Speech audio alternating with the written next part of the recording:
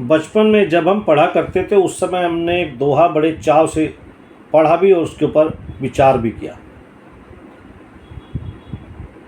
किसी कवि ने गुरु के बारे में महत्ता बताई थी।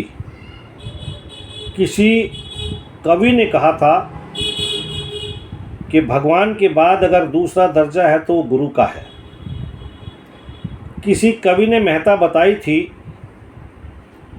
कि गुरु और भगवान दोनों खड़े हों, गुरु गोविंद दो खड़े काके लागू पाए, बलिहारी गुरु आपने गोविंद दियो बताए।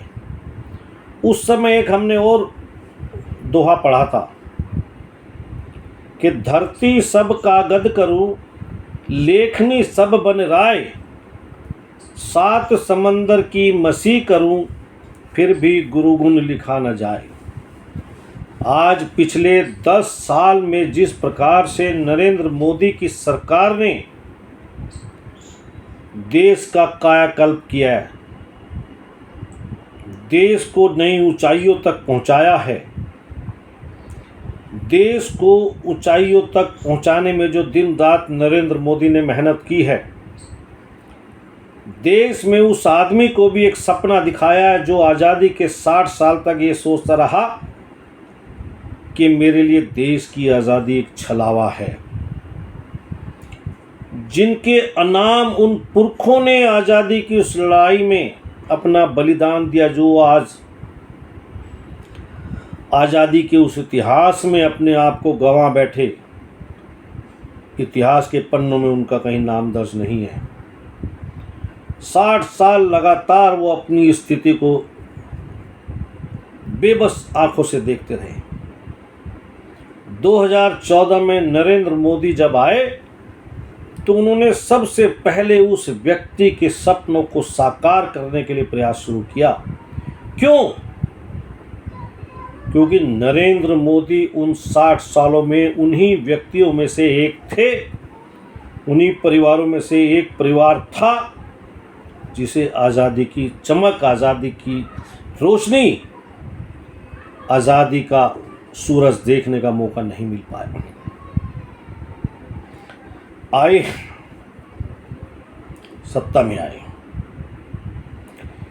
गरीब के घर में शौचालय का प्रबंध किया, गरीब के घर में पानी की व्यवस्था की, गरीब के घर में बिजली की व्यवस्था की, गरीब के कच्चे मकानों को पक्का बनवाया, गरीब के घर में गैस की सुविधा दी, गरीब के घर में आयुष्मान कार्ड देकर के 5 लाख रुपए तक मुफ्त निजी अस्पतालों में सुविधा दी। गरीब को ये एहसास कराया कि आपके बीच का एक व्यक्ति आज देश की सत्ता पर बैठा है। जिन लोगों ने कल तक आपको बैंकों के दरवाजे तक देखने नहीं दिया, बैंकों में घुसकर अपने खाते खोलने की बात तो छोड़ो, वहां आपको बैंकों में सम्मान की दृष्टि से खाता खुलवाया। जिन लोगों ने केंद्र से आपके लिए जो पैसा निकलता था रास्ते में ही दीमक की तरह चट कर जाते थे, वो सब्सिडी, वो पैसा आपके खाते तक पहुंचाया।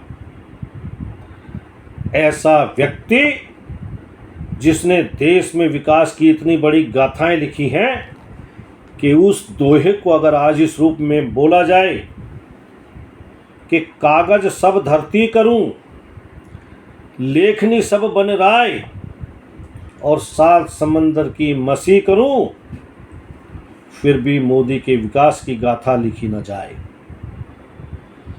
अर्थात अगर धरती को मैं कागज मान लूं और वनों के तमाम पेड़ों को लिखनी मान लूं, कलम मान लूं, और 7 समुंदर की पानी को स्याही मान लूं, तो मोदी के 10 साल के शासन में जो विकास हुआ है, जो बंद आंखों से भी दिखता है,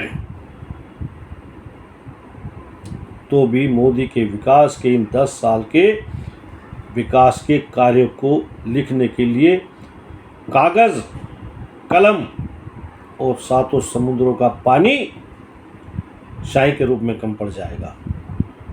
मैं आरसी जैन, पूर्व विधायक प्रत्याशी, भारतीय जनता पार्टी, गांधीनगर।